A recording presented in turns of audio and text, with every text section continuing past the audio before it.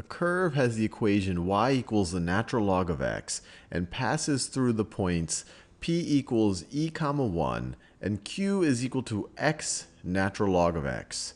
Write an expression in x that gives the slope of the secant joining p and q. So I think I'm going to need my little scratch pad for this one right over here. So this is the same question over again.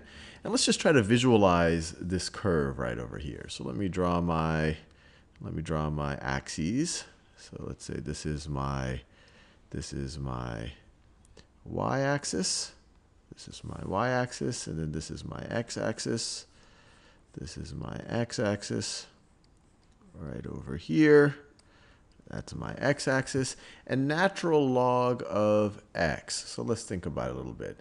The natural log of 0, e to what power is equal to 0? Well, that's going to be 1. So you're gonna have the point 1, 0 on this. So that's 1 right over there. And then the natural log of smaller and smaller numbers as we approach 0 is going to get more and more negative, all the way going down to negative infinity. So this curve is going to look something like this. Just as so it's going to look something like that. And we know it also has the point e comma 1 on it. So it has the natural log of e. So if that's 1. See, that'll be about 2, that'll be about 3, so that is e right over here, roughly e right over here, and that's the point e comma 1. So that's the point e comma 1 right over there.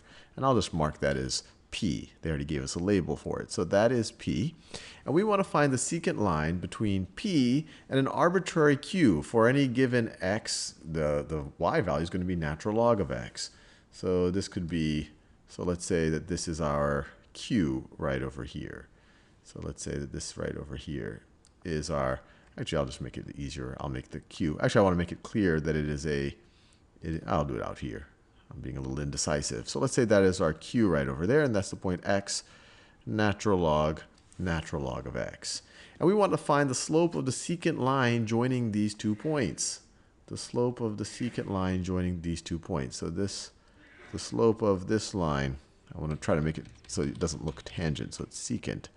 So you see it cuts through the curve. So that's the secant line right over there. It intersects the curve at P and at Q. So I want to find the slope of that secant line. Well, to find the slope of the secant line, I just need to find the change in y and the change in x between these 2 points.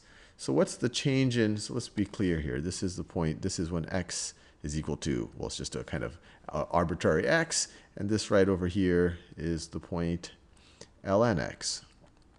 So what is our change in x? Our change in x, this value right over here, our change in x is just going to be x minus e, is equal to x minus e. And what is our change in y? Our change in y is going to be ln x, is going to be the natural log of x, minus 1. Minus 1. That's this distance right over here. So the slope of this line, the line that contains both of these points, the slope, and I could write m for slope, is going to be our change in y over our change in x, which is equal to ln x minus 1 over x minus e. And now we can just input that and make sure that we got that right. So let me try to remember it. ln x minus 1 over x minus e.